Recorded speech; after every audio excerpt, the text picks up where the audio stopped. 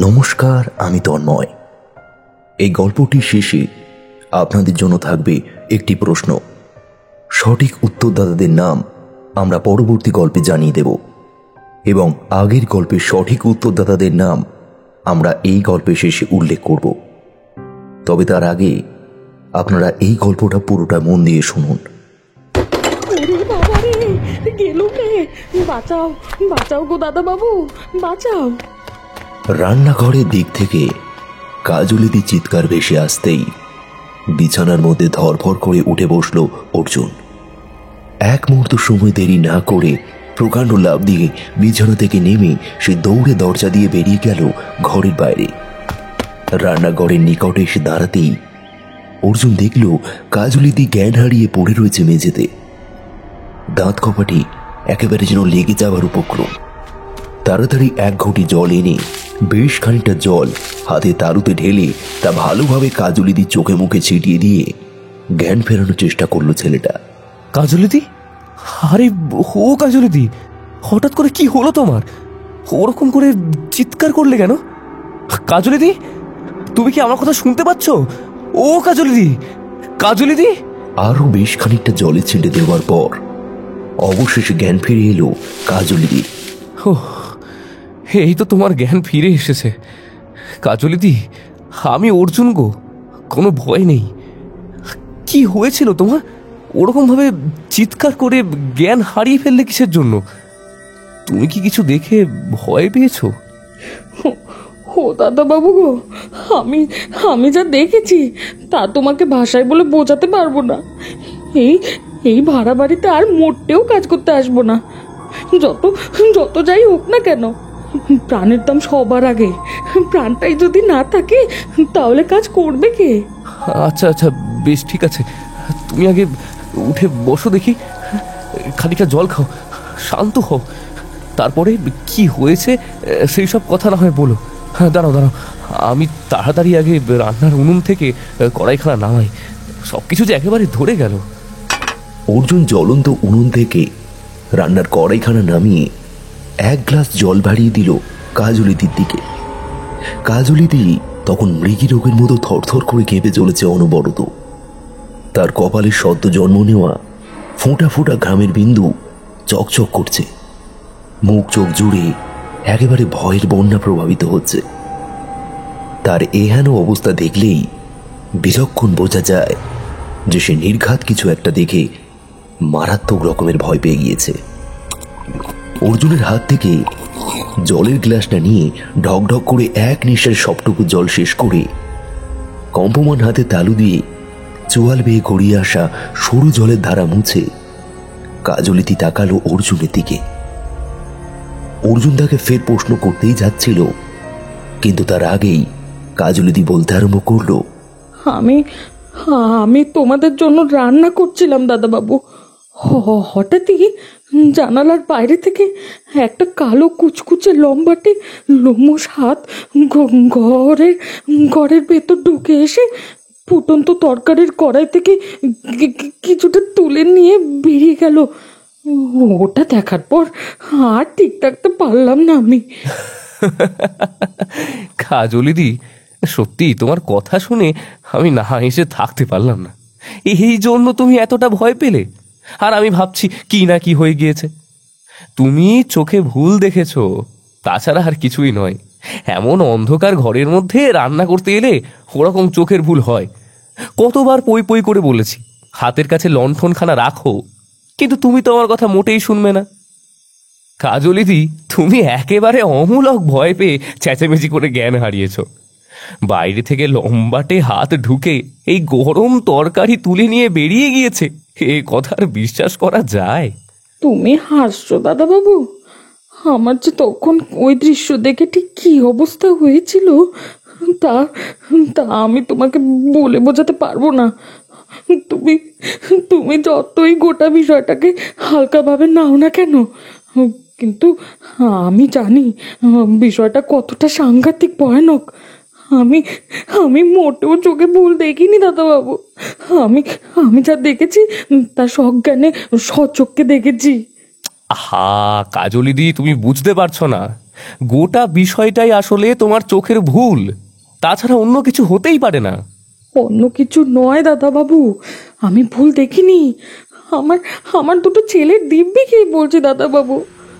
অর্জুন এবং তার আরো দুজন সহপাঠী বন্ধু তথা হরিনারায়ণ ও পদ্মপলাশ এতদিন ধরে শহরের এক মেষ বাড়িতে থেকে পড়াশুনো করলেও এই কয়েকদিন হলো তারা একটা ভাড়া বাড়িতে এসে উঠেছে।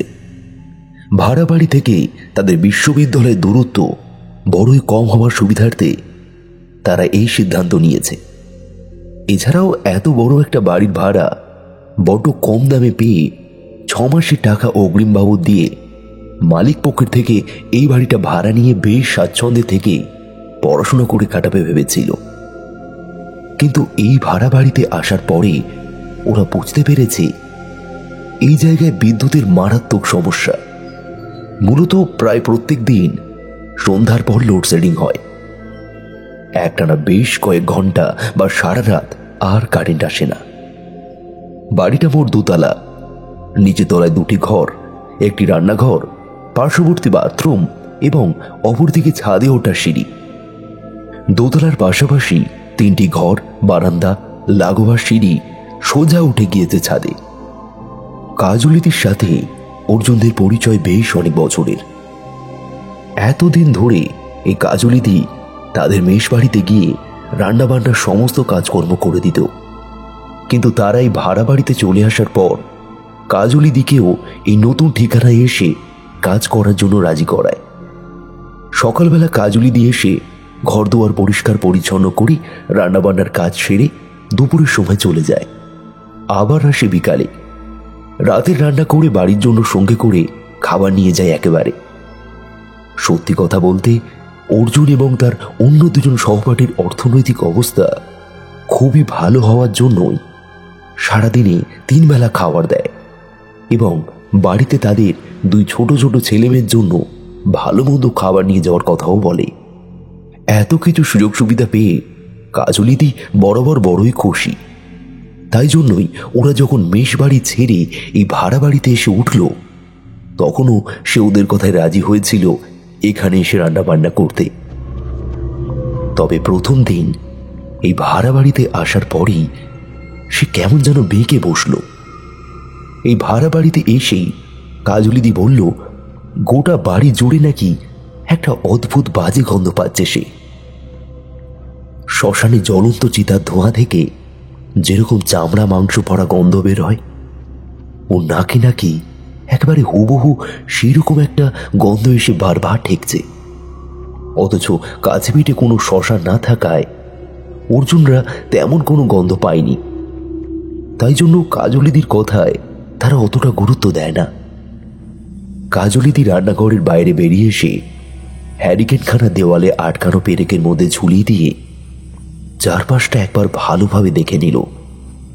তারপর অর্জুনকে চাপা স্বরে বলল, দাদা বাবু, একটা কথা বলবো? তোমরা তোমরা এই বাড়িটা ছেড়ে দাও। আমার মোটে ভালো লাগছে না এই জায়গাটা। এখন হয়তো তোমরা আমার কথায় গুরুত্ব দিচ্ছ না, কিন্তু পরবর্তীকালে যদি কোনো সমস্যায় পড়ো অথবা কোনো বড় সড়ো বিপদ ঘটে যায় তখন বুঝবে। দাদাবাবু, আরেকটা কথা তোমায় জানিয়ে রাখি, তুমি যাই বলো না কেন, আমি কিন্তু যা নিজের চোখে দেখেছি তার চোখের ভুল বলে উড়িয়ে দিতে পারি না। আমি বাড়িতে সন্ধ্যার পর কাজ করতে পারবো না। যা করার তা দিনের আলোয় করে চলে যাব। তোমাদের রাতের সমস্ত রান্না বান্না করে ঢাকা চাপা দিয়ে রাখবো। তোমরা রাতে না হয় খাবার সময় একটু গরম করে নিও। তাতে যদি তোমরা আমায় কাজে রাখতে চাও তাহলে রাখতে পারো, না হলে যদি বলো তাহলে আমি আর আসবো না। বাড়িতে আমার ছোট ছোট 2 ছেলে মেয়ে রয়েছে। আমার কিছু হয়ে গেলে ওরা একেবারে অনাথ হয়ে যাবে। এই কথা বলে কাজলিদি চলে গেল। তার চলে যাওয়ার পরেও অর্জুন অনেকক্ষণ একলা বসে কাজলিদির কথাগুলো ভাবতে লাগলো। সে ব্যক্তিগতভাবে কাজলিদিকে অনেক দিন ধরেই চেনে, বেশ কয়েকবার তার বাড়িতেও গিয়েছে। সে যে আর্থিকভাবে কতখানি দুর্বল তা তার অজানা নয়। আর এই কাজটাই তো তার সম্বল। মাসের শেষে বেতন হাতে পেয়ে সংসার চালানোর শক্তি পায় কাজলিদি, অথচ এই কাজটা সে অনায়াসে ছেড়ে দেবার কথা বলতে পারে। তখন বুঝতে হবে বিষয়টা একেবারে হালকাভাবে নেওয়ার মতো নয়। সত্যি কিছু একটা ঘটেছে, যার কারণে কাজলিদি এই সিদ্ধান্ত নিতে বাধ্য হয়েছে। তবে কি কাজলিদি যা বলল তা কি কোনোভাবে সত্যি? প্রশ্নটা মাথার মধ্যে বিষাক্ত কীটের মতন কামড় বসাচ্ছিল তার। হঠাৎই অর্জুনের মনে পড়ল দোতলার ঘরে অনেকক্ষণ একলা শুয়ে আছে তার বন্ধু পদ্মপলাশ। এই ভাড়া বাড়িতে আসার পর থেকেই ছেলেটার জ্বর কিছুতেই কমছে না। এই কয়েকদিনে বেশ কয়েকজন ডাক্তারকে দেখানোর পরেও কিছুতেই কিছু হচ্ছে না। হরিনারায়ণ এখন টিউশনি করতে বের হয়েছে। সপ্তাহের 5টা দিন সন্ধ্যার সময় সে বাড়িতে থাকে না, ফেরে অনেকটা রাত করে।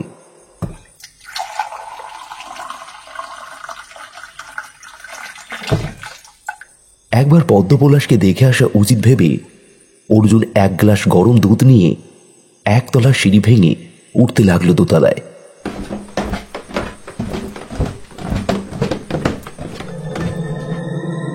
ওকে কে ওকে চলে যেতে বলো।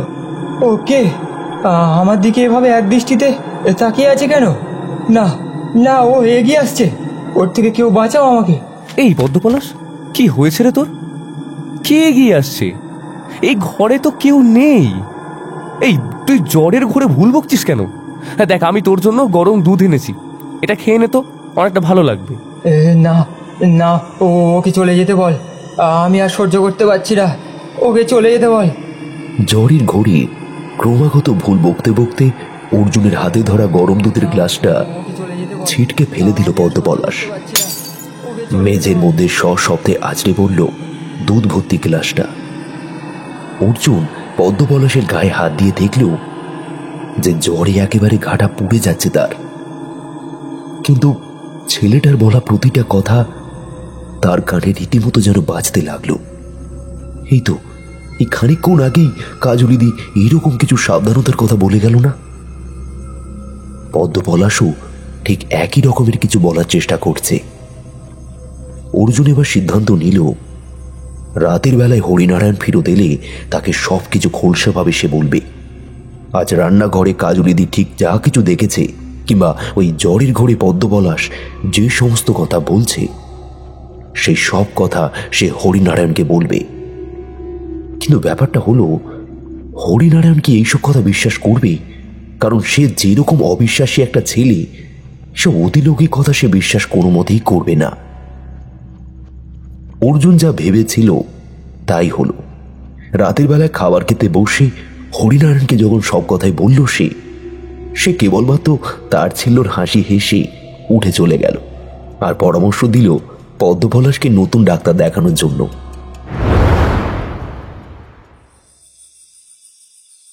এই পদ্মপলাশ, এখন তোর শরীর কেমন লাগছে? হ্যাঁ ভাই, আগের থেকে অনেকটা ভালো আছি। সত্যি এই কয়েকদিন তোরা আমার যা সেবা করলি তা ভাষায় বলে বোঝানোর মতো নয়। তোদেরকে ধন্যবাদ দিয়ে ছোট করতে চাই না, শুধু এটুকুই বলতে চাই তোদের কাছে কৃতজ্ঞ হয়ে রইলাম। আরে দূর বোকা, কি যে বলিস না। বন্ধু হয়ে বন্ধুদের ধন্যবাদ কিংবা কৃতজ্ঞতা জানাতে নেই রে। তা হ্যাঁ রে অর্জুন, হরিনারায়ণ কোথায়? তাকে তো দেখতে পাচ্ছি না। আরে হরিনারায়ণ তো এখন টিউশনি করতে গেছে, চলে আসবে কিছুক্ষণের মধ্যেই। পদ্মপলাশ, তুই আর জাগিস না বুঝলি, এইবার তুই শুয়ে একটু ঘুমানোর চেষ্টা কর। তোর শরীর কিন্তু এখন বড় দুর্বল, বিশ্রামের খুব প্রয়োজন। আচ্ছা ঠিক আছে। বিছানার মধ্যে আধশোয়া অবস্থায় বসে থাকা পদ্মপলাশ টান টান ভাবে শুয়ে পড়তেই অর্জুন তার গায়ে চাদর টেনে দিল। আজ বেশ কয়েকদিন পর একটানা জ্বরে ভুগে ছেলেটা একেবারে দুর্বল হয়ে পড়েছে। তবুও স্বস্তির বিষয় এই যে ঈশ্বরের কৃপায় আজ সে অনেকটাই সুস্থ। পদ্মপলাশ দু চোখের পাতা বন্ধ করলে অর্জুন বেরিয়ে এলো দোতলার ঘরের বাইরে। প্যান্টের পকেটে একবার হাত ভরে দেখে নিল সিগারেটের প্যাকেট আর দেশলাই বাক্সটা সেখানে আছে কিনা। তারপর সে দোতলা সিঁড়ি দিয়ে উঠে এলো চিলেকোটার ঘরে। চিলেকোটার দরজায় মৃদু ঠেলা দিতেই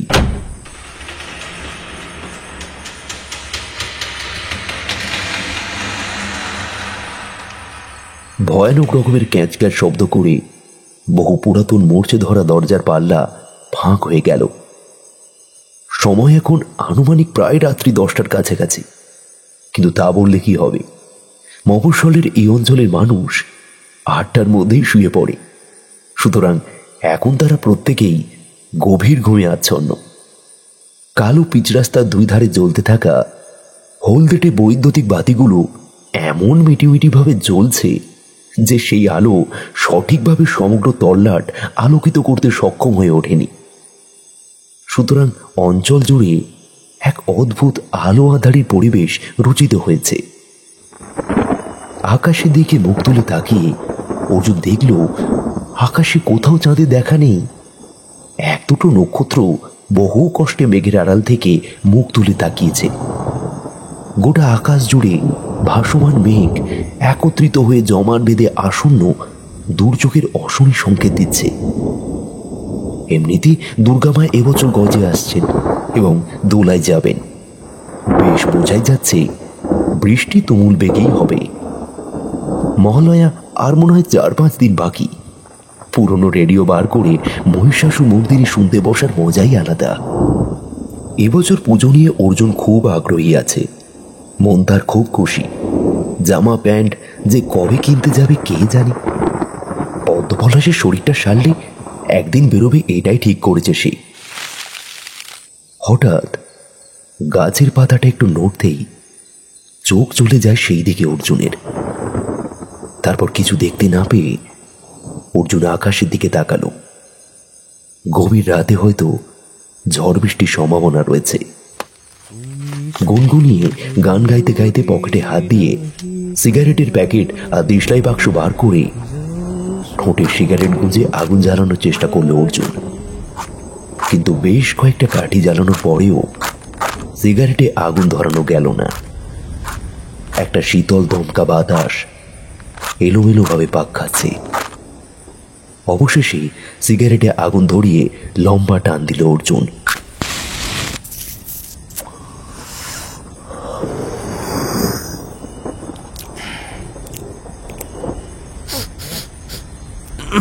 ইস, কি বাজে একটা পচা গন্ধ আসছে না? তো গন্ধটা আসছে কোথা থেকে? বাতাসের দাপটে একটা বাজে গন্ধ ভেসে আসতেই বেশ খানিকটা থুতু ফেলল অর্জুন। গন্ধটা চিনতে পারল সে। একটা বাজে পোড়া জাতীয় গন্ধ, খানিকটা চামড়া পোড়ার মতো। অর্জুনের মনে পড়ে গেল কাজলিদির কথা। এই বাড়িতে আসার প্রথম দিন থেকেই সে নাকি এই ধরনের কোনো গন্ধ পেয়েছিল। আনমনে হাতে জ্বলন্ত সিগারেট থেকে ছাই ছেড়ে তাতে আবার টান দিল অর্জুন। সেই জায়গা থেকে উঠে ছাদের অন্য প্রান্তে এসে দাঁড়ানোর পর গন্ধের রেশ খানিকটা কম লাগলো। তবে ছাদের এই প্রান্ত অন্ধকারে পুরোপুরি নিমজ্জিত। একেবারে যাকে বলে ঘুটঘুটে আঁধারে ভরা। ভাড়া বাড়ির পিছনে থাকা মস্ত বড় জামরুল গাছের দিকে চোখ যেতেই বুকের ভিতরটা ধক করে উঠল তার।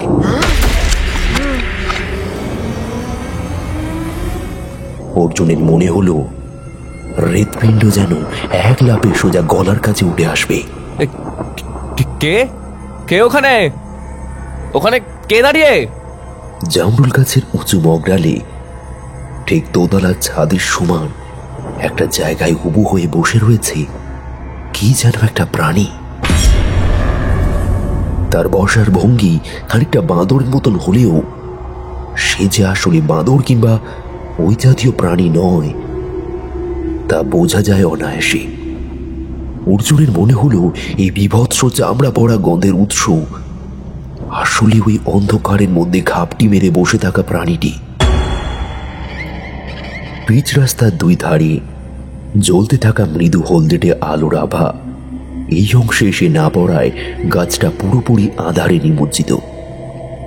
জামরুল গাছের ডালে বসে থাকা প্রাণীটা জ্বলন্ত দুই চোখের নিষ্পলক দৃষ্টিতে সরাসরিভাবে তাকিয়ে রয়েছে অর্জুনের দিকেই। ছেলেটার বুকের ভিতরটা শিরশির করে উঠল। জীবনের আগে সে কখনো কোনোদিন এইরকম হাড়িম করা দৃষ্টি দেখেনি।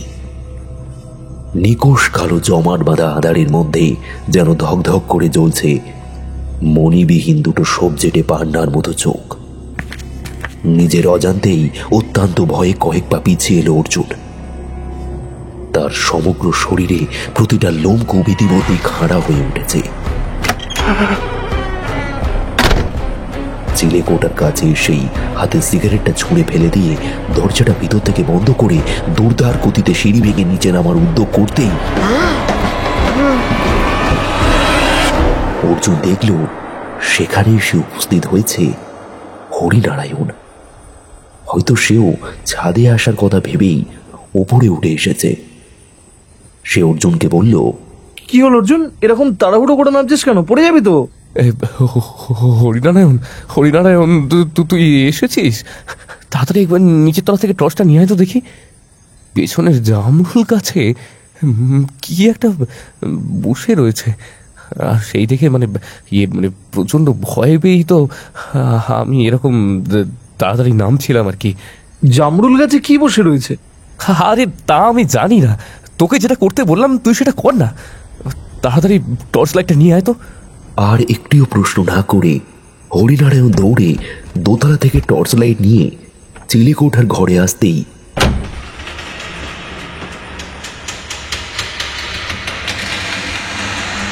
দরজা খুলে ওরা এসে দাঁড়ালো ছাদে। কিন্তু এবার টর্চ লাইটের আলো জামরুল গাছে ফেলার পর কোনো কিছুই দেখতে পেল না তারা। অর্জুনের ওপর ভীষণ রকমের চটে গেল হরিনারায়ণ। সে তিরিক্ষি মেজাজে বলল, কোথায় কি? তুই যে বললি জামরুল গাছে কি বসে রয়েছে, কিন্তু গোটা গাছটাই যে পুরো ফাঁকা। হ্যাঁ সেটাই তো, কিন্তু তুই বিশ্বাস কর আমার কথা, ওই যে ওইখানে কিছু একটা বসে আমার দিকেই তাকিয়েছিল, কিন্তু এই মিনিট কয়েকের মধ্যেই যে প্রাণীটা কোথায় গেল তা আমিও বুঝতে পারছি না। তুই যে এত ভীতু স্বভাবের তা আমি জানতাম না অর্জুন। চল তাড়াতাড়ি নিচে চল, অনেক রাত হলো, খাবার দাবার গরম করতে হবে। ন্যাকামো যত সব, বিরক্ত।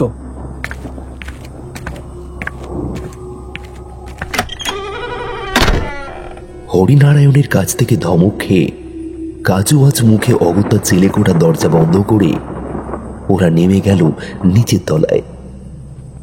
কিন্তু নামার আগে যদি একবার সন্দেহবশত চিলেকোঠার ঘরের ছাদের পানে টর্চ লাইটের উজ্জ্বল আলো ফেলত, তাহলে দেখতে পেত এক ভয়ঙ্কর রক্ত জল করা দৃশ্য। ছাদের ওপর দুই হাঁটুর মধ্যে মুখ গুজে বসে রয়েছে এক অতি লৌকিক অবয়ব। কানগুলো প্রচন্ড সাইজের, দুই চোখে মরা মাছের মতন স্পন্দনহীন উজ্জ্বল সবুজ দৃষ্টি, মুখে খোঁচা খোঁচা সাদা গোপদাড়ি, টকটকে লাল ঠোঁট, তবে ঠোঁটের ভিতর থেকে বেরিয়ে আসা তীক্ষ্ণ ধারালো দাঁতগুলো দেখলে যে কোনো মানুষের হৃদযন্ত্র বন্ধ হয়ে যেতে পারে। খালি গা, কেবলমাত্র কোমরে জড়ানো রয়েছে এক খণ্ড ধুতি, মুখমণ্ডল সহ গোটা দেহে আঁকি বুকি কাটা, কি সব যেন চিহ্ন। কেউ বুঝি ধারালো কোনো অস্ত্র দিয়ে দেহের মাংস কেটে কেটে সূক্ষ্ম হাতে সেই সমস্ত চিহ্ন অঙ্কন করেছে। তাকে দেখলে নিতান্ত সাধারণ ছোট্ট ছেলের পক্ষেও বলে দেওয়া সহজ যে সে আসলে এক ভয়ানক প্রেত মূর্তি। অর্জুন এবং হরিনারায়ণ নিচে চলে যেতেই বাতাস থেকে লম্বা লম্বা ঘ্রাণ নিয়ে মানুষের গায়ের গন্ধ টেনে ভারী কর্কশ অদ্ভুত গলায় খিলখিল করে হেসে উঠল। তারপর কোথায় যেন মিলিয়ে গেল।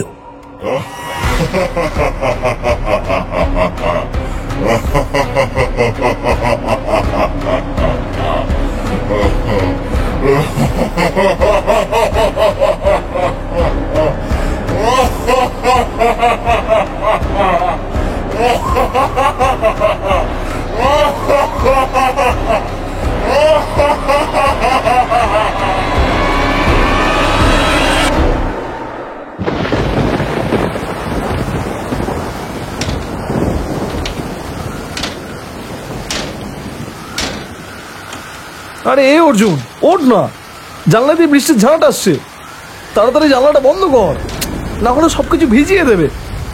মাঝরাতে ঘুমে ব্যাঘাত করল অর্জুনের। হরিনারায়ণ তখন বিছানার মধ্যে হাত শোয়া অবস্থায় উঠে বসেছে। গোটা ঘর পুরোপুরি অন্ধকার। রাতে শোয়ার সময় যে স্বল্প নাইট ল্যাম্পটা জ্বলছিল বর্তমানে তা নিভে গিয়েছে। লোডশেডিং হয়েছে তা ভালো করেই বুঝতে পেরেছে তারা। খোলা জানলার পাল্লাগুলো বাতাসের দাপটে দরাম দরাম করে শব্দ করে আছড়ে পড়ছে লোহার গিলের ওপর। বাইরে অশান্ত পরিবেশের মুষলধারে বৃষ্টি হচ্ছে, আর বজ্রপাতের চোখ ধাঁধানো সাদা আলোয় ভরে যাচ্ছে বিশ্ব চরাচর। ঘরের জানলা বন্ধ করে অর্জুন শুয়ে পড়তে যাচ্ছিল, ঠিক এমন সময় হরিনারায়ণ দুইবার নাক সেটকে বিকৃত স্বরে বলল, বাপরে, কি বাজে একটা পচা গন্ধ পাওয়া যাচ্ছে। কোথাও কি কিছু মনে পচেছে নাকি? পচা গন্ধ নয় হরিনারায়ণ, ভালো করে দেখ, ওটা পোড়া জাতীয় গন্ধ। হ্যাঁ তাই তো, কিন্তু এখন রাত বিরেতে হঠাৎ পোড়া পোড়া গন্ধ আসছে কোথা থেকে? কোথাও কি কিছু পুড়েছে নাকি? এই ভালো করে দেখ তো। ধুর, কোথাও কিছু পুড়ছে না, অথচ এমন বিভৎস চামড়া পোড়া গন্ধ বেশ কয়েকবার আমিও পেয়েছি।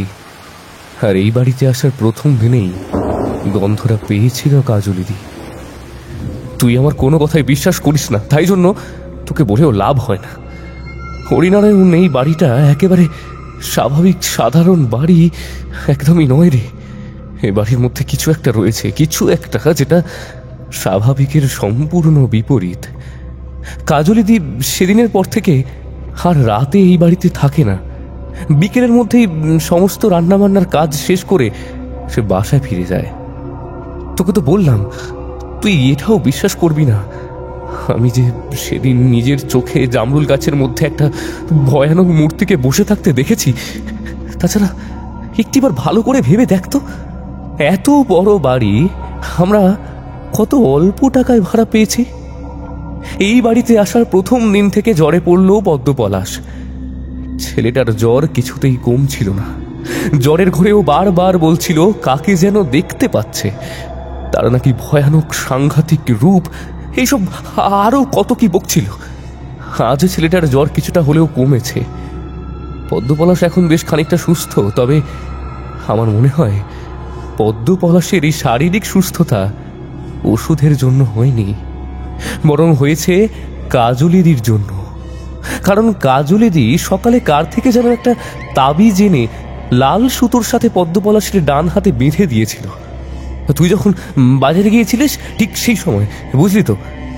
তাই এ ঘটনা তুই জানিস না, কিন্তু কিন্তু আমি নিজের চোখে দেখেছি। তারপর থেকে এই ছেলেটার শরীর পুরো ঠান্ডা হয়ে গেল। এত শত ঘটনা কি নেহাতি কাকতালীয় হতে পারে? এখনো আমাদের হাতে সময় আছে, পারলে কথাগুলো একটু ভালো করে ভেবে দেখিস। পরে কোনো বড় সড়ো অঘটন হয়ে গেলে তখন আর কিছুই করার থাকবে না। অর্জুন, তোর কি হয়েছে বল দেখি? কবে থেকে তুই এই সমস্ত ভূত প্রেত অতিলৌকিক অস্তিত্বে বিশ্বাস করছিস? তুই তো এরকম ছিলিস না। আমরা এই যুগের ছেলে, বিজ্ঞান নিয়ে পড়াশোনা করি, আমাদের এই সকল কিছুর অস্তিত্বে বিশ্বাস করা ভীষণ লজ্জাজনক। মুখের কথা শেষ করতে পারল না হরিনারায়ণ। তার মুখের কথা অসমাপ্ত অবস্থায় মুখের মধ্যেই আটকে গেল। কারণ জানলার একটা পাল্লা ঈষৎ ফাঁক হয়ে যেতেই সে কি যেন একটা দেখে ধরফর করে উঠে বসল বিছানার মধ্যে। তারপর চকিতে জানলার পাল্লা খুলে এক ঝলক বাইরের পানে দৃষ্টি নিক্ষেপ করে সোজা বাইরে বেরিয়ে গেল। তারপরে সে দাঁড়ালো বারান্দার কাছে। তার দেখা দেখি অর্জুনও বেরিয়ে গেল, বিষয়টা যে কি ঘটেছে তা দেখার জন্য। দোতলার বারান্দায় এসে দাঁড়ানো মাত্রই ওদের মনে হলো কনকনে ঠান্ডা শৈত্র প্রবাহের ন্যায় একদল অতীব শীতল বাতাস এলোপাতাড়ি ভাবে দৌড়ে এসে সোজা ঝাঁপিয়ে পড়ল ওদেরই ওপর। সেই ভীষণ তীব্র ঠান্ডায় দাঁত কপাটি একেবারে যেন লেগে যাবার উপক্রম। সমগ্র জায়গাটাও অন্ধকারে ভরা। কেবলমাত্র মাঝে মধ্যে আকাশের বুকে ঝলসে ওঠা বিদ্যুতের আলোয় কয়েক সেকেন্ডের জন্য আলোকিত হয়েই পরিবেশ পুনরায় আবার তলিয়ে যাচ্ছে অন্ধকারের মহাসমুদ্রে। বৃষ্টিপাতের কারণে সমগ্র পরিবেশ ঝাপসা হয়ে উঠেছে। অর্জুন কিছুতেই বুঝতে পারল না হঠাৎ করে হরিনারায়ণ কি এমন জিনিস দেখল যার কারণে সে একেবারে চমকে উঠে ঘরের বাইরে বেরিয়ে এলো। সে এ বিষয়ে প্রশ্ন করতেই যাচ্ছিল, আচমকা অর্জুনের মুখ থেকে কোনো কথা সরল না, কারণ তার নজরে পড়ল ভাড়া বাড়ির সামনে কয়েক গজ তফাতে যে ফাঁকা মাঠটা রয়েছে। সেই মাঠে খোলা আকাশের নিচে এই প্রবল বৃষ্টির মধ্যে দাঁড়িয়ে রয়েছে কি যেন একটা। তার চকচকে চোখ দুটো ভীষণ রকমের পরিচিত ঠেকল অর্জুনের। পান্নার মতো সবচেয়ে ধকধকে দুটো চোখ বর্ষণ মুখরিত অন্ধকার পরিবেশের মধ্যেও জ্বলজ্বল করছে। নিজেদের চোখের দৃষ্টি সংকুচিত করে তাকাতে ওরা বুঝতে পারল একটা মনুষ্য আকৃতির অবয়ব সেখানে দণ্ডায়মান। কিন্তু এ কথা ওদের মাথায় কিছুতেই ঢুকলো না যে এমন রাত বিরেতে এই মুষলধারে বৃষ্টির মধ্যে কে এসে দাঁড়িয়ে থাকতে পারে এই ভাড়া বাড়ির সামনে। এরপরেই যেটা ঘটল এক অবর্ণনীয় ব্যাখ্যাতীত ঘটনা, যে ঘটনার কোনো বৈজ্ঞানিক ব্যাখ্যা হয় না। আকাশের বুকে বিদ্যুৎ ঝলসে উঠতে দেখা গেল, আর সেই আলোতে ওরা দেখল সেখানে কোথাও কেউ নেই। গোটা মাঠ পুরোপুরি ফাঁকা। যতদূর চোখ যায় ততদূর শুধুই জনমানব শূন্য। অথচ বজ্রপাতের আলো মিলিয়ে যাওয়া মাত্রই সেই ছায়ামূর্তিকে আবারও দেখা গেল। এই ঘটনা একবার দুবার নয়, বরং বারবার ঘটল চোখের সামনে।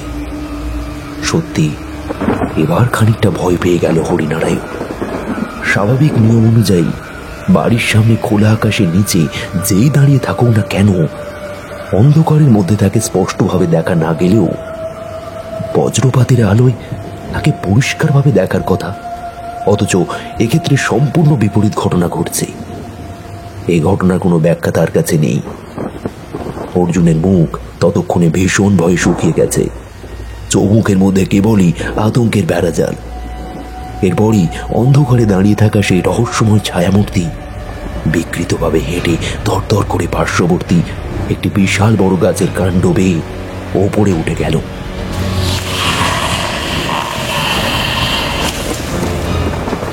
একেবারে সরীসৃপ প্রাণীর মতন। তারপর কোথায় যেন পাতার আড়ালে অন্তহিত হলো। অর্জুন হরিনারায়ণের হাতে একটা হ্যাঁচকা টান মেরে তাকে ঘরের ভিতরে নিয়ে এসে বলল,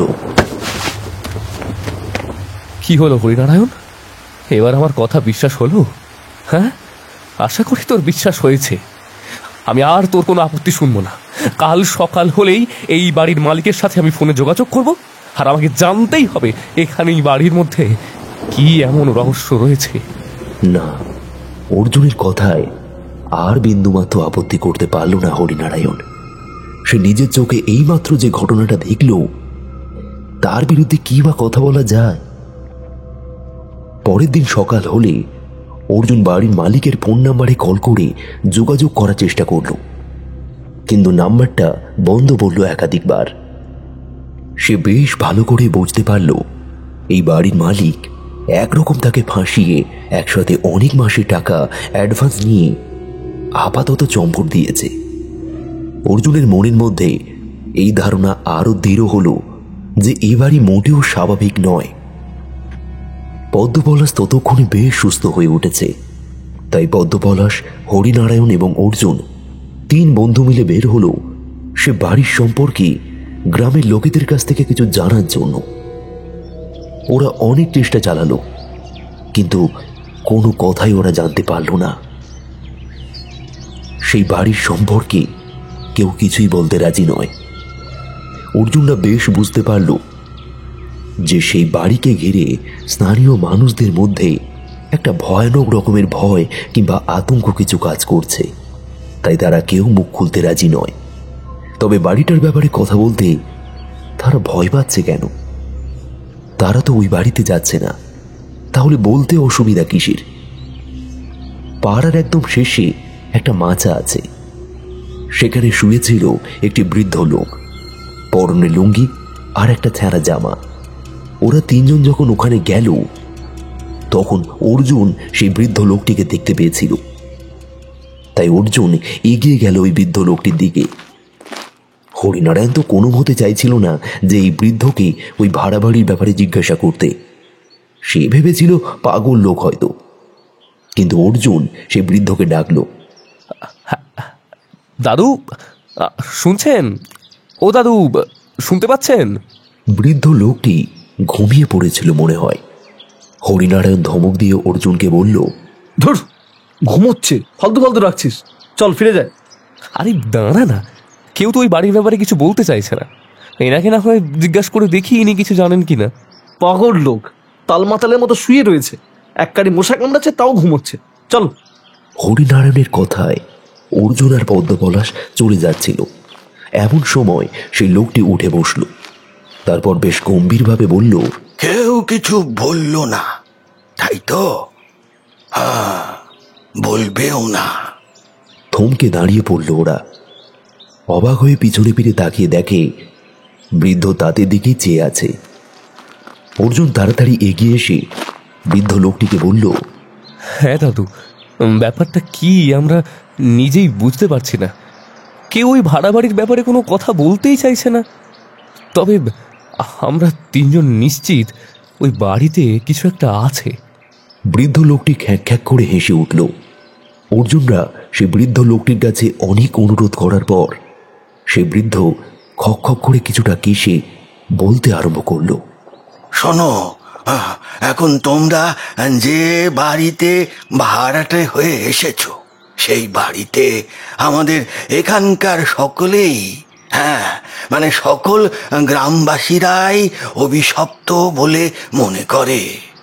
আমরা খুব ভালোভাবে জানি যে ওই বাড়িতে থাকার অর্থ স্বেচ্ছায় স্বেচ্ছায় নিজের মৃত্যুর পরোয়ানা জারি করা।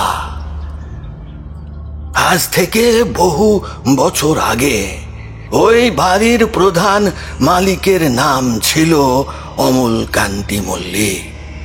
ওই অমলকান্তি মানুষটা মোটেও মোটেও খুব একটা সুবিধের লোক ছিল না। লোক মুখে শোনা যায়, হ্যাঁ লোক মুখে শোনা যায় সে নাকি ছিল ভারী নিষ্ঠুর, নির্দয় এবং অত্যাচারী স্বভাবের একজন মানুষ। হ্যাঁ, তার ব্যবসা ছিল সুদে টাকা খাটানোর।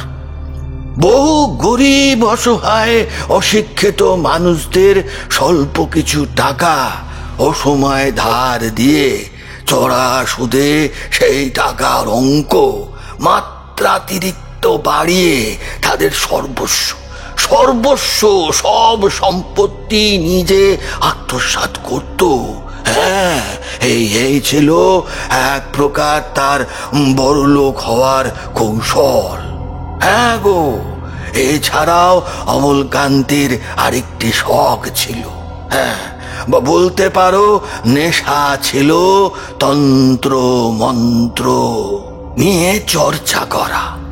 মাঝে মধ্যেই তার ওই দেখা মিলত লাল রক্তাম্বর পরিহিত অবস্থায় ওই বসত বাড়ির আশেপাশের অঞ্চলে ঘোরাঘুরি করতে। হ্যাঁ, বিশেষত অমাবস্যা পূর্ণিমার রাতে সে একই সব যেন নানান রকম প্রক্রিয়ায় ব্যস্ত থাকত।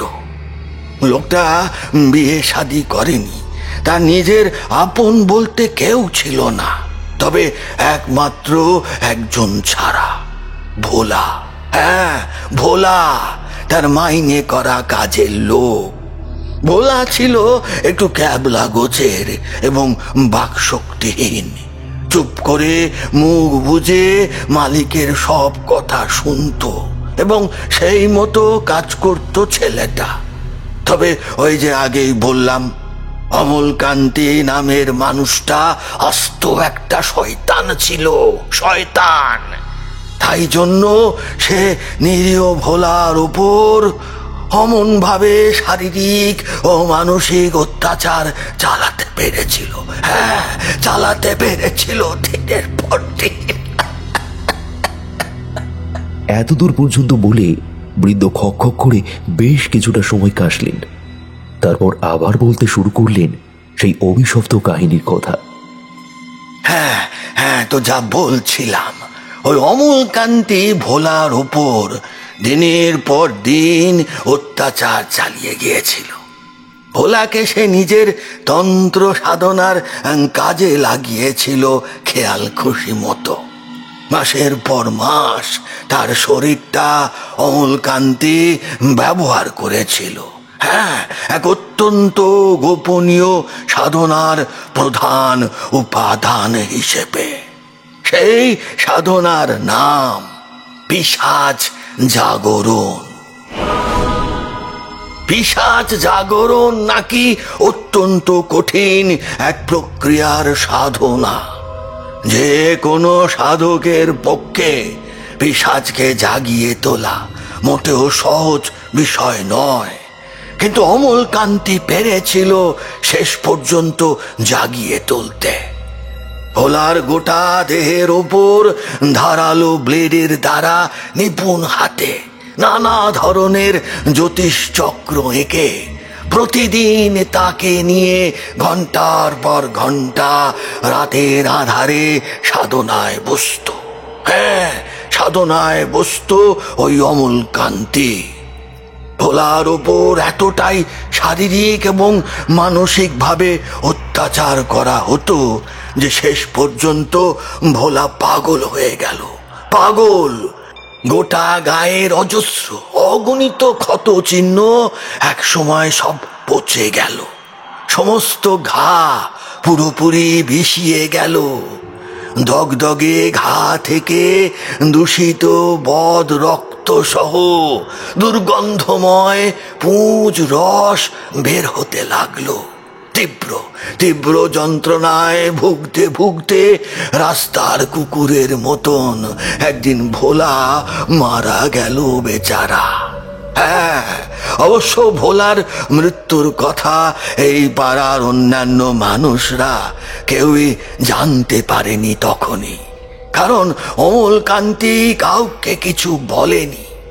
শেষ পর্যন্ত একদিন মারাত্মক পচা গা গোলানো গন্ধের উৎস অনুসন্ধান করতে গিয়ে জোরপূর্বক সেই বাড়ির ভেতর প্রবেশ করে স্থানীয় মানুষেরা যা দেখলো তাতে পিলে চমকে যাওয়ার মতো এক ঘটনা। এক পচা গলা মানুষের বিকৃত মৃতদেহ পড়ে রয়েছে ঘরের মেঝেতে।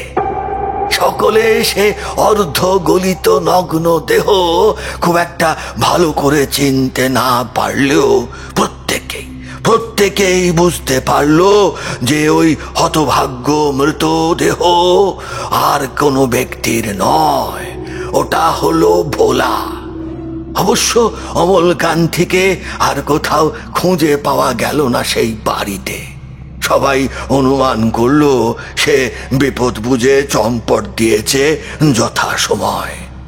ভোলার মৃত্যুর পর অমলকান্তি ভোলার শরীরে যে পিশাচকে জাগিয়ে তুলেছিল, সেই পিশাচ এখনো পর্যন্ত ওই বাড়ির মধ্যেই বসবাস করছে। সূক্ষ্ম শরীরে শোনা যায় অনেক মাস পর এক গভীর রাতের অন্ধকারে চুপি সারে অমলকান্তি ওই বাড়ির ভেতরে প্রবেশ করে নিজের বেশ কিছু পুঁথি গ্রন্থ সংগ্রহ করার চেষ্টা করেছিল। তখনই তারই জাগানো পিশাচ তাকে জীবন্ত গিলে খায়। হ্যাঁ, অবশ্য এই সব কিছুই আমাদের শোনা কথা। এ ঘটনা আজ থেকে বহু বছর আগের। এ সকল কিছুই আমরা আমাদের বাবাদের মুখ থেকে গল্পের আকারে শুনেছি।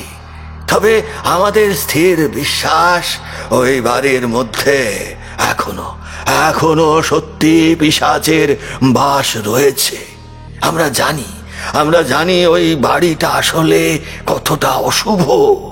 ওই বাড়ির ত্রিসীমানায় কোনো কাক চিল পর্যন্ত ওড়ে না, একটা কুকুর বেড়াল পর্যন্ত যায় না। সন্ধ্যার পর চারপাশ মৃত্যুপুরীর ন্যায় নীরব ও সাংঘাতিক রকমের কনকনে শীতল হয়ে যায়। বাইরের জগতের কোনো শব্দ সেখানে গিয়ে পৌঁছয় না। তোমরা যখন ওই বাড়িতে ভাড়াটে হয়ে থাকতে এসেছিলে তখনই আমার মনে হয়েছিল তোমাদের ছুটে গিয়ে সব ঘটনার কথা খোলসা করে খুলে বলি যে তোমরা নিজেদের অজান্তেই কত বড় বিপদের আহ্বান জানাচ্ছ। কিন্তু শেষ পর্যন্ত বলতে পারিনি। ভাবলাম তোমরা এই যুগের ছেলে পুলে, তোমরা কেন আমার মতন একজন অচেনা অজানা বুড়ো মানুষের কথা বিশ্বাস করবে? ভাববে আমি হয়তো পাগল, না হলে অন্য কোনো খারাপ মতলবে ওই বাড়িতে তোমাদের থাকতে দিতে চাই না। হ্যাঁ, তাই বাগড়া দিতে এসেছি এই সমস্ত নানান ঝুট ঝামেলার কথা ভেবেই। আর তোমাদের বলা হয়ে ওঠেনি সে কথা। হ্যাঁ, যে লোকটার কাছ থেকে তোমরা বাড়িটা ভাড়া নিয়েছো তাকে আমরা সকলেই চিনি। সে অত্যন্ত ধুরন্ধর, ঠক জোচ্চোর একজন মানুষ। হ্যাঁ, তার আসল নাম কি তা আমরাও কেউ আজ পর্যন্ত জানি না। হ্যাঁ গো, অমলকান্তির 3 কুলে কেউ ছিল না আপন বলতে। ও নিজের পরিচয় দেয় অমলকান্তি নাকি তার কোন এক দুঃসম্পর্কের আত্মীয় ছিল। হ্যাঁ, বারকতক নিজেও এই বাড়িটায় থাকার জন্য এসেছে, কিন্তু গতি খুব একটা সুবিধের নয় বুঝে পালিয়েছে। এবার ওই শয়তানটা মরিয়া হয়ে উঠেছিল ভাড়াটে খোঁজার জন্য। মোটা অঙ্কের টাকা একসাথে অগ্রিম বাবদ নিয়ে ওই ভাড়াটেদের এই বাড়িতে থাকতে দেওয়ার মতলব করছিল। কিন্তু হঠাৎ করেই তোমরা 3 জন ওর কবলে পড়ে যাও এবং তোমাদের ওই বাড়িতে থাকতে দিয়ে বেশ কিছু টাকা তোমাদের থেকে হাতায়। হ্যাঁ, এখনো সময় আছে বাবা। প্রাণের মায়া থাকলে ওই বাড়িতে থেকো না। 2 দিন পর মহালয়া, তার উপর ওই দিন অমাবস্যা। পারলে আর একটা রাতও ওই বাড়িতে কাটিও না। বলা তো যায় না কখন কি ঘটে যায়। কথায় বলে সাবধানের মার নেই, বুঝেছো? বৃদ্ধের মুখ থেকে সমস্ত কথা শুনে রীতিমতো শিউরে উঠল ওরা 3 জন। অর্জুন বেশ বুঝতে পারল সে নিজের চোখে যে ভয়াবহ প্রেত মূর্তি দেখা পেয়েছিল সে আসলে কে ছিল। ওদের ভীষণ রকমের রাগ হলো যে ব্যক্তির কাছ থেকে টাকার বিনিময়ে তারা নিরাপদ আশ্রয়ের জন্য এই বাড়ির ভাড়া হিসাবে নিয়েছিল, অথচ সেই প্রতারক জোচ্চোর তাদের যে এরকম ভাবে ঠকাবে তা তারা বুঝতেও পারেনি। বৃদ্ধ আরো কিছুটা কেশে বুক পকেট থেকে বিড়ির প্যাকেট বের করে একখানা বিড়ি ধরিয়ে ধোঁয়া ছেড়ে বলল, ভোলা বড় ভালো গাছে উঠতে পারত। হ্যাঁ গো, সে এমন বিচিত্র ভঙ্গিমায় 4 হাত পায়ের সাহায্যে তরতর করে গাছে উঠে যেত। হ্যাঁ, যেন মনে হতো তার কাছে গাছে ওঠা একেবারে জল ভাত। পাগল হওয়ার পর ভোলা অনেক দিনই বাড়ির পেছনের দিকে যে মস্ত বড় জামরুল গাছটা রয়েছে, হ্যাঁ, সেই জামরুল গাছের মধ্যে উঠে বসে থাকতো। বৃদ্ধের মুখ থেকে এই কথা শুনে সকলের গলা একেবারে শুকিয়ে কাঠ হয়ে গেল। অর্জুন টের পেল তার বুকের বাম দিকে সূক্ষ্মভাবে ডানা মেলতে আরম্ভ করেছে গতকাল রাতের সেই পুরনো ভয়। দোতলা ছাদে উঠে বাড়ির পিছনের দিকে তাকাতেই জামরুল গাছের মগডালে উবু হয়ে বসে থাকা যে বিচিত্র প্রাণীর দর্শন সে পেয়েছিল তা আদতে কে ছিল সে কথাও বুঝতে বাকি রইল না তার। অর্জুন একবার দুই বন্ধুর দিকে তাকিয়ে দৃঢ়তা মেশানো কণ্ঠে বলল, আমরা আজই দিনের বেলায় সূর্যের আলো থাকাকালীন নিজেদের সমস্ত ব্যাগপত্র যাবতীয় যা কিছু আমাদের তা গুছিয়ে নিয়ে ওই বাড়ি থেকে বেরিয়ে আসব। আপনাকে অনেক অনেক ধন্যবাদ। সত্যি আপনি আমাদের এই অতীতের ইতিহাস জানিয়ে অনেক বড় উপকার করেছেন। আপনার মুখ থেকে সমস্ত কথা না জানতে পারলে হয়তো আমরা মূর্খের মতন এখনো ওই বাড়ির মধ্যে রাত কাটাতাম, আর না জানি কখন নিজেদের অজান্তে পিশাচের শিকার হতাম। না না বাবা, আমাকে ধন্যবাদ দেওয়ার কিছু নেই। তোমরা আমার ছেলের বয়সী। তোমরা যখন আমার কাছে মরিয়া হয়ে সবটা জানতে চাইলে আমি তখনই বুঝতে পারলাম যে তোমাদের সাথে নিশ্চয় কিছু না কিছু ঘটেছে। তাই জন্যেই তো তোমাদের সবটা খুলে বললাম। আচ্ছা, একটা শেষ প্রশ্ন রয়েছে আপনার কাছে। প্রশ্ন? হ্যাঁ, বলো বলো বাবা, কি প্রশ্ন? আচ্ছা, আপনি কি বলতে পারেন যে ওই পিশাচের ধ্বংস কি উপায় হতে পারে? আমাদের এখানকার স্থানীয় মানুষদের স্থির বিশ্বাস এই যে ওই বাড়ি অভিশপ্ত হয়ে গিয়েছে। যে বাড়ির মধ্যে একজন অসহায় বোবা মানুষের নির্যাতন আর একজন মানুষের বুক ফাটা কষ্ট কান্না লুকিয়ে আছে, সেই বাড়ি ততদিনই অভিশপ্ত। হ্যাঁ, তাই যতদিন ও বাড়ি মাথা উঁচু করে দাঁড়িয়ে থাকবে ততদিন পর্যন্ত ওই পিশাচও থাকবে। বৃদ্ধের কাছ থেকে সমস্ত কথা শুনে সেই দিন বিকেলের মধ্যে ওরা সমস্ত জিনিস গুছিয়ে নিয়ে বাড়ি ছেড়ে বেরিয়ে এসেছিল। যখন ওরা স্টেশনে এসেছে তখন হঠাৎ করে পদ্মপলাশের মনে পড়ে গেল বিছানার তলায় সে 4,000 টাকা ফেলে এসেছে। হরিনারায়ণ পদ্মপলাশের ওপর অতিরিক্ত রেগে গেল। এবার একে ওই বাড়িতে যেতেই ওরা ভয় পাচ্ছে, তার উপর পদ্মপলাশ এমন একটা কাজ করল যার জন্য আবার তাদের ওই বাড়িতে যেতে হবে। কিছু করার নেই, 4,000 টাকা তো আর ফেলে রেখে চলে আসা যায় না। স্টেশন থেকে তাদের ওই বাড়ি যেতে 1 ঘন্টার সময় লাগে। একে সন্ধ্যা হয়ে আসছে, ঘন অন্ধকার নামার আগেই ওই বাড়ি থেকে টাকাটা নিয়ে ফিরে আসতে হবে তাদের। সন্ধ্যে 6:30 নাগাদ তারা ওই বাড়ির সামনে উপস্থিত হলো। আজ এই বাড়িটার ব্যাপারে সবকিছু জানার পর ওদের 3 জনের বুকে কেমন যেন ভয় এসে জমেছে।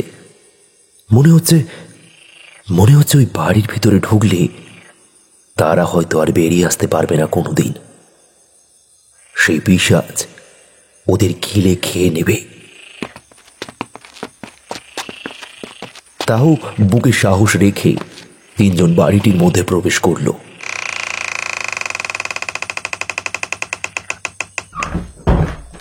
আর ঠিক সাথে সাথে তাদের বাড়ির সদর দরজাটা আপনা আপনি বন্ধ হয়ে গেল। ঘরের মধ্যে ঢুকে পদ্মপলাশ কিছুতেই বিছানার মধ্যে রাখা সেই 4,000 টাকা খুঁজে পাচ্ছে না। তার উপর খুঁজতে খুঁজতে কিসে যেন ঠোকর লেগে তার ডান আঙুলটা সামান্য কেটে গিয়েছে। ওরা 3 জন মিলে তন্ন তন্ন করে খুঁজতে লাগলো চারিদিকে, কিন্তু সেই টাকা তারা আর খুঁজে পেল না। কি বললো? ঠিক এমন সময় কিছু একটা ভেঙে পড়ার শব্দ শুনতে পাওয়া গেল। ওরা 3 জনই চমকে উঠেছিল। কি ভেঙে পড়ল? আস্তে আস্তে বাইরে বেরিয়ে এসে তারা দেখল অন্ধকার একটা ঘরের মধ্যে কে যেন একটা ঝুলে আছে। সেই মরা পচা গন্ধটা তাদের হঠাৎ করে নাকে এলো। তারা নাক চেপে ধরল, কিন্তু তখনই 3 জন বুঝতে পারল তাদের নাক থেকে রক্ত বেরিয়ে আসছে এবং হঠাৎ করেই তারা একটা ঘোরের মধ্যে চলে যাচ্ছে, যেন তাদের চোখ বন্ধ হয়ে আসছে। চোখ যখন খুলল ওরা, তখন ওরা দেখল ওরা সেইখানেই পড়ে আছে। সেই গন্ধটা এখন কেটে গিয়েছে, তার বদলে এখন একটা মিষ্টি গন্ধ ভেসে আসছে। তাড়াতাড়ি করে উঠে ওরা চারপাশে দেখতে লাগলো। কালো অন্ধকার তাদের চারিদিকে ঘিরে আছে যেন। অর্জুন বলল, টাকার গুলি মেরেছে। চল চল চল চল চলে যাই। ওরা বের হতেই যাচ্ছিল, ঠিক এমন সময় পদ্মপলাশ থমকে দাঁড়িয়ে পড়ল। ওরা দুজন অবাক হলো। পদ্মপলাশ একভাবে তার হাতের কেটে যাওয়ার অংশটার দিকে তাকিয়ে থাকে। কি হলো ভাই? আজ কি বার? এক অদ্ভুত প্রশ্ন শুনে অর্জুন ও হরিনারায়ণ রেগে গেল। গাঁজা খেয়েছিস তুই নাকি? হ্যাঁ, কি বার তুমি জানো না? আজ শুক্রবার।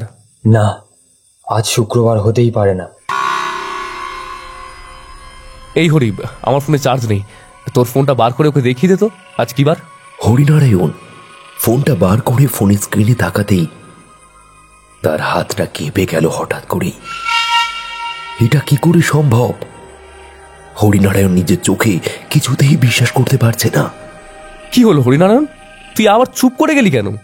ভাই, এটা কি করে সম্ভব? আজ রবিবার কি করে হলো? শুক্রবার হওয়ার কথা তো। কই যে দেখি, কি সব কথা বলিস না তোরা আজকে। থেমে গেল অর্জুনের কথা। ফোনটা নিমেষেই তার হাত থেকে পড়ে গেল।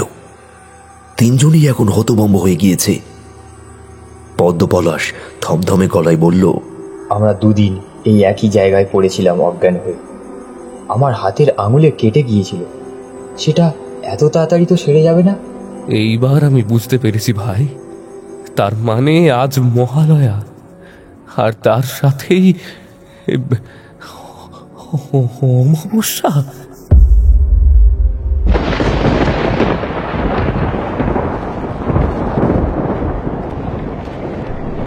একটা বিকট জোরে বাজ পড়ল। তিনজনেই ভয়ে কেঁপে উঠল যেন।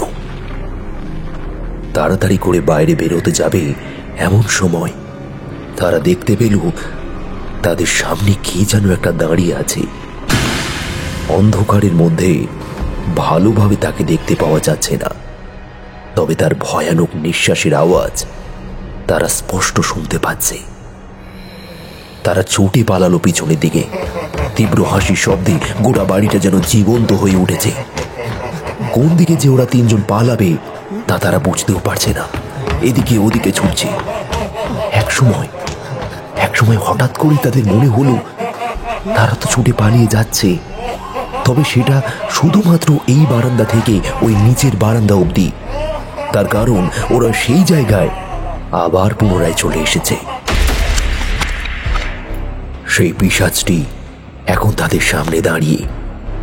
মরা ছাড়া আর কোনো রাস্তা নেই তাদের। পদ্মপলাশ গলায় ঝোলানো তাবিজটা শক্ত করে চেপে ধরে এবার বলল, তোরা ছাদের দেয়ালের কার্নিস বেয়ে লেবে যা, তাড়াতাড়ি লেবে যা। কিন্তু যাবো কিভাবে? যদিও ছুটে আসে। আসবে না, ওকে আমি আসতেই দেব না। তোরা দেরি করিস না, যা তাড়াতাড়ি নেমে যা।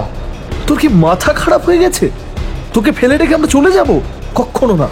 হরি, আমার দিব্যি, তোরা যা, চলে যা তোরা, একে আমি দেখে নিচ্ছি। অর্জুন আর হরিনারায়ণ ছাদের গা ধরে নিচের দিকে নামতে লাগলো। ঠিক সেই সময় পিশাচটা ছুটে এলো গর্জন করে।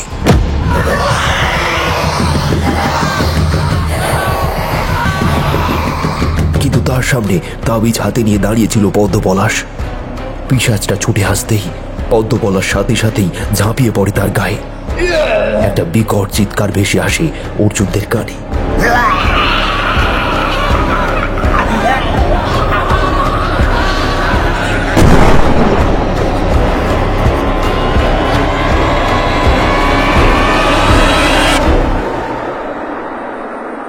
ততক্ষণে ওরা নিচে নেমে গিয়েছে।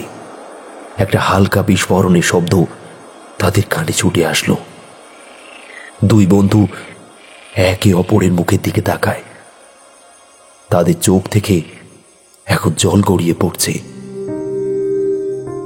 তাদের বন্ধু পদ্মপলাশ নিজের জীবনটা দিয়ে তাদেরকে রক্ষা করল। অর্জুন মনমরা হয়ে মাটিতে বসে পড়ল।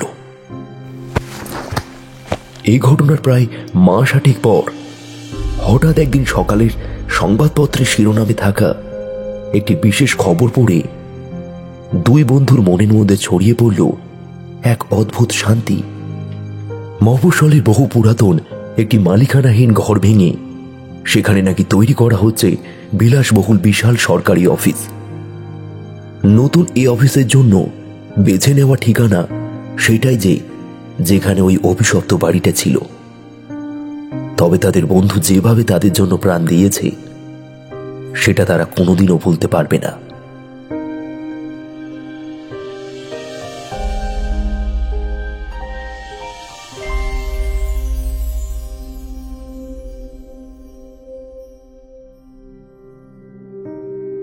আজ আপনাদের জন্য যে প্রশ্নটি রয়েছে সেটি হলো, 3 জন বন্ধুর মধ্যে কার শরীর খারাপ হয়েছিল? সঠিক উত্তরদাতাদের নাম আমরা পরবর্তী গল্পে উল্লেখ করব। তবে যারা উত্তর দেবেন তারা কোথায় থেকে আমাদের গল্প শুনছেন এবং আপনাদের নাম সেটা কমেন্টে নিশ্চয়ই লিখবেন। হালদার পাড়ার পিশাচ গল্পে যারা সঠিক উত্তর দিয়েছেন তাদের নাম: দমদম থেকে বলেছে পিঙ্কি সেন ভট্টাচার্য, সাঁতরাগাছি থেকে বলেছে আরতি ও রাজু মণ্ডল, নরন্দিবাজার জামালপুর বাংলাদেশ থেকে বলেছে শেখ ফরিদ আহমেদ, গোজরন থেকে বলেছে পিন্টু, উত্তর 24 পরগনা হাওড়া থেকে বলেছে মৃণালিনী সরকার, হাওড়া থেকে বলেছে পূজা, সোদপুর থেকে বলেছে সুজিত দাস, পূর্ব মেদিনীপুরের চণ্ডীপুর থানার অন্তর্গত নাটেশ্বরী চক থেকে বলেছে গণেশ দাস, মিঠু দাস ও তার মেয়ে রিয়া দাস, দক্ষিণ 24 পরগনা ভাঙ্গুর গঙ্গাপুর কলকাতার লেদার কমপ্লেক্স থেকে বলেছেন হেমন্ত মণ্ডল ও তার ছেলে সার্থক ও তার স্ত্রী সুষমা মণ্ডল, সোদপুর থেকে বলেছে ধৃতি আচার্য, কেরালা থেকে বলেছে এসকে সাহারুল। শচীন সাঁতরা সঠিক উত্তরটি দিয়েছেন, তবে তিনি কোথায় থেকে আমাদের গল্পটি শুনছেন তা তিনি জানাননি। বাউরিয়া খাজুরি সারিংপাড়া থেকে বলেছে সোহেল নস্কর, চাকদা নদিয়া থেকে বলেছে কৃষ্ণা, ইউপি থেকে বলেছে শেখ আমান। প্রদীপ পাড়ি সঠিক উত্তরটি দিয়েছেন, তবে তিনি কোথায় থেকে আমাদের গল্পটি শুনছেন তা তিনি কমেন্টে জানাননি।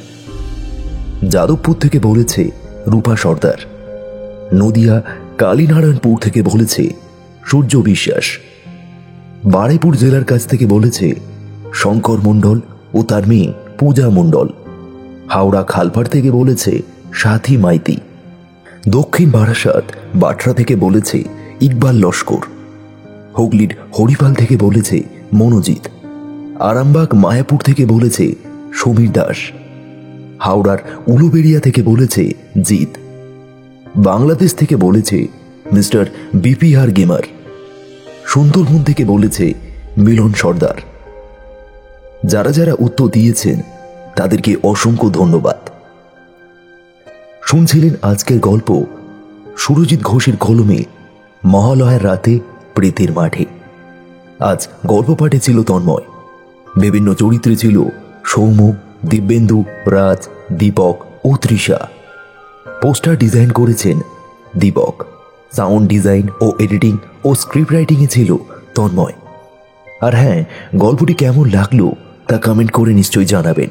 ভালো লাগলে একটা লাইক করে দেবেন এবং আরও নতুন নতুন নানান ধরনের গল্প শুনতে চাইলে আমাদের চ্যানেলটিকে সাবস্ক্রাইব করে বেল বাটনটি অল অপশানে সেট করে নেবেন। ভালো থাকবেন, ধন্যবাদ।